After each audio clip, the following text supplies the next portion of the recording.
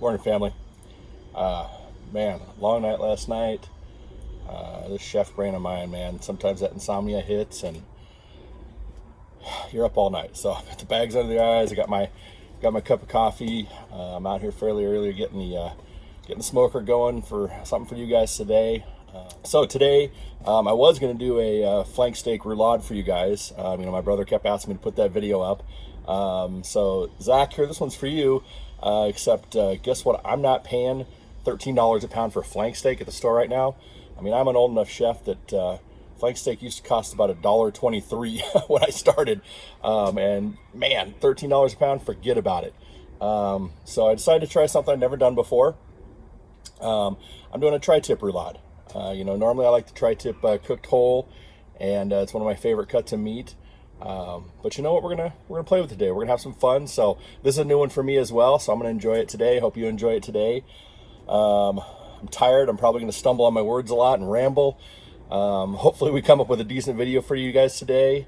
So as always, no matter how tired I am, I can always say one thing: fuck it, let's cook. So still got that coffee from this morning. And we're gonna put the rub together real quick. So this is that Armor spice mixture for right here by the oven, and it's just equal parts sumac, black pepper, and salt. You probably don't have sumac, it's fine. Do equal parts salt and pepper, and if you want, throw the zest from one lemon in there. It'll be really good. So I'm just gonna do two tablespoons of that, and then what I've got here is I've got some espresso powder. Now, what this is not just coffee grounds, okay? So don't just use coffee grounds. This is espresso that's been freeze dried. So when all the liquid from the meat and stuff gets into it, it's just going to dissolve and kind of turn into coffee. So it's going to be a dry rub that turns into a wet rub. So again, this is not just straight coffee grounds. This is freeze dried powdered espresso, and I'm going to use about a tablespoon in there with the salt pepper blend. And that's what we're going to use. It's going to give a real deep richness to the tri-tip, and just pair awesome with the jalapenos and the blue cheese that's going to be in there. So that's what we're going to use for our rub today. All right, so here's our tri-tip. This is just a little guy. He's about 1.5 pounds or so. You really want to think of these as more of like a big steak, but we're going to make a roulade out of this today. So you can see on these tri-tips here, where we've got this grain from the point here running down. And then right about here, there's this muscle flap that comes over and starts to change direction, and the grain goes this way. So this is the side where it's going to indicate where you're going to cut and slice on it. Now, if you look at the other side of this guy, you can see it looks like it's all going the same way. But if you look, this is a flap of meat right here that goes over the top like this. So this is kind of what I call the false grain on a tri-tip. You'll be close if you cut with this one, but you want to look for the side where you can see the distinct grain changes, where this is running this way and this is this way. Now, when we roulade, we're not going to get a perfectly square piece, and we're going to have some grain changes, but that's okay. We're going to cut it thin enough. It's not going to matter too much, but I'm going to use this one as kind of my guide, because this one runs long, and it actually runs under this flap a little bit. So that's going to be my guide, and I'm going to butterfly it open this direction. So I'm going to start here on this kind of corner, and we're looking for about half the width of the tri-tip. And we're just going to get in there and go to the edge here, and we're not cutting all the way through. We're just going right, and you can feel the knife right here. I can feel where the knife is, and you can kind of see it there. And you can use that as kind of a guide with your hand on top there to feel where your knife is and what's going on. And when we get through there, it'll start to open up. And don't worry, if you have little flaps like this, don't worry about it. They're going to get tucked in, and we're just going to kind of continue to open this guy. And we're going to open them up and kind of make a little flat guy on them. Now that we're in here, you can see more of this, how this is running. See where that grain's all running there? And that's going to give us a good hint on how we want to cut this up for when we roulade, because you can see it kind of runs this way and then runs this way. But let's just pretend they're all nice and straight like that. And then what we'll do, since they're all running that way nice and straight, we'll roll it up kind of this way. And then when we cut, you can see the grain lines here and the grain lines here. We're getting net positive on that, and we'll just slice it this way and have a nice against the grain cut all the way across. So that's going to be kind of our guy. So we're going to pound this out a little bit with a meat mallet and get it in the right shape. Now, when we work with this mallet, we're not crushing it. We're just let the weight of the mallet do its work. And along the seam where we cut, we're going to flatten it out. I'm going to work this edge down here so we get a little bit. We're going to work this out just a little bit and try and get a little more uniform shape for our roulade here. So let me work that for a second and we'll come back. Okay, so you can see now we've got a little bit more uniform shape, uniform thickness across. It's looking pretty good. Now, I like this edge where it's smooth because we made the nice smooth cut. You can see this edge is going to have a little bit of that fold on there. So when I roll, I'm a little thick here, I'm going to pound that a little bit more. When I roll, I'm going to roll with this side in the filling. So we've got this nice, none of this. This little stuff will burn when we're cooking, but if it's on the inside, it'll be just fine.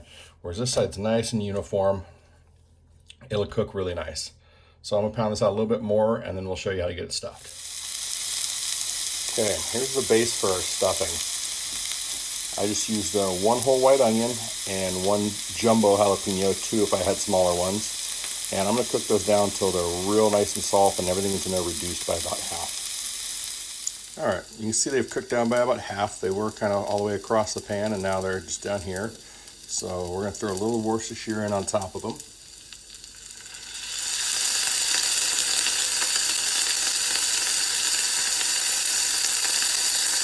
And that was probably, I don't know, about a tablespoon and a half.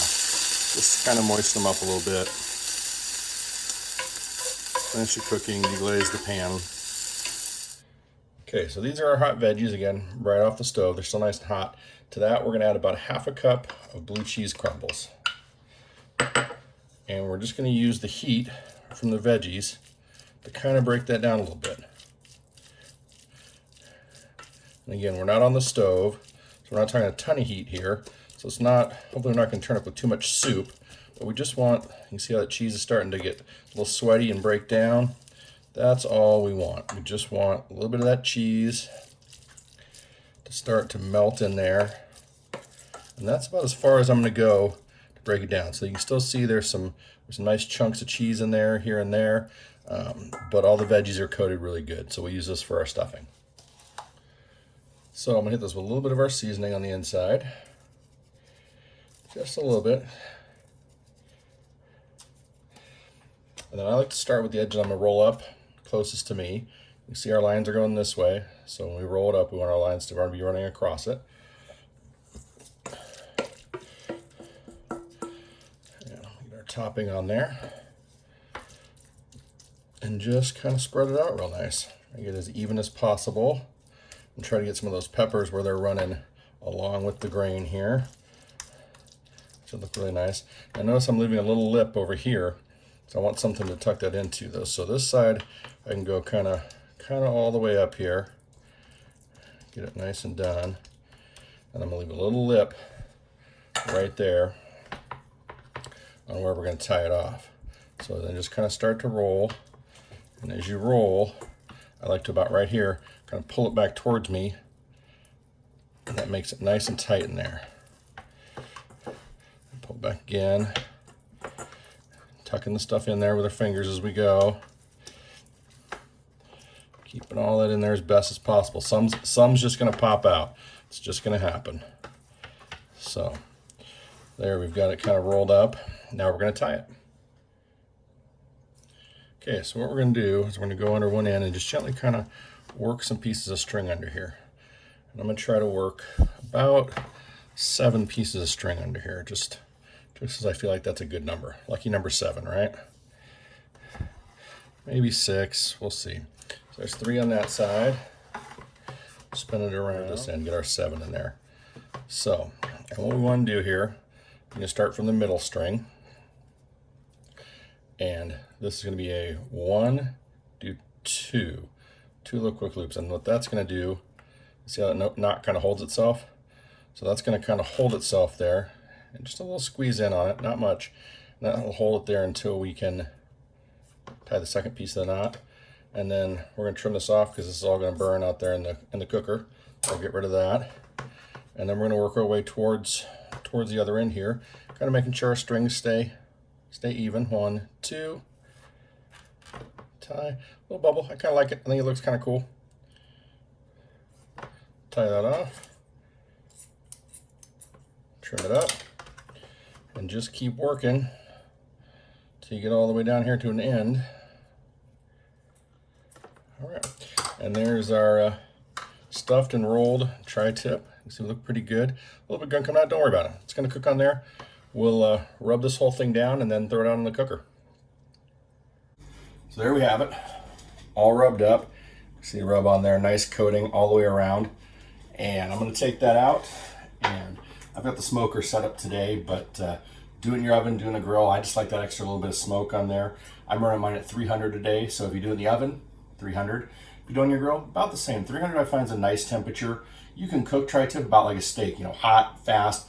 You're looking for that finishing temperature on it. You know, you want it medium rare, about 135. So you can go hot and fast on it, cook it like a giant steak, flip it, and play with it.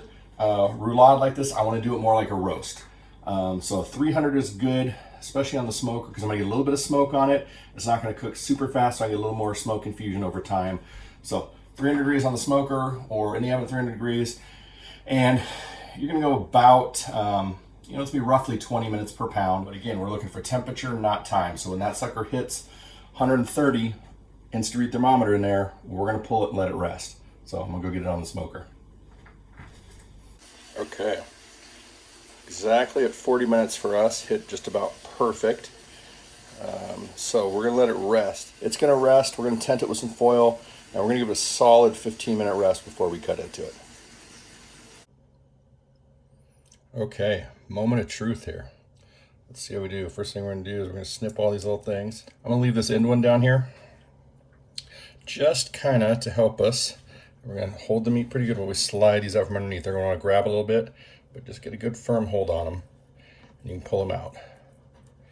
But I'm going to leave that end one just to kind of help hold us together while we're cutting here. So, oh, it looks good. See what a little juice come out while we're resting, and that's totally all right.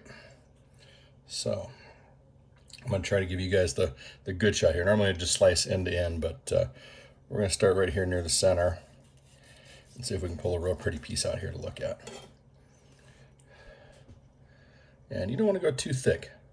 About, I'll say on roulades, about the size of like 2 pencils sitting next to each other. And not a lot of pressure as we cut, because we don't want to squeeze the goodness out of the center here. So just let the knife strokes do the work. Oh, look at that, pretty. Perfectly pink in the center.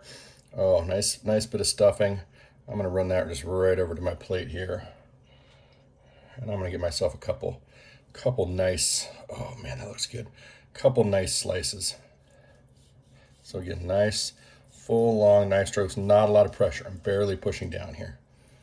And that'll help keep some of that stuffing in there where it belongs. Oh, lovely. All right. I'm actually really happy it came out. That was, again, first time trying to roulade some tri-tip. You know, normally it's something I'd cook as a whole. But I'm super happy with it. I did cut off a little bite. The against the grain system did seem to work pretty good for us. So I'm having mine with a little salad today, and I'm gonna get some pictures for the gram. And you guys have a wonderful rest of your day. Wish me some good sleep tonight, and love you guys. Be safe, be well. Cheers. Hope you enjoyed.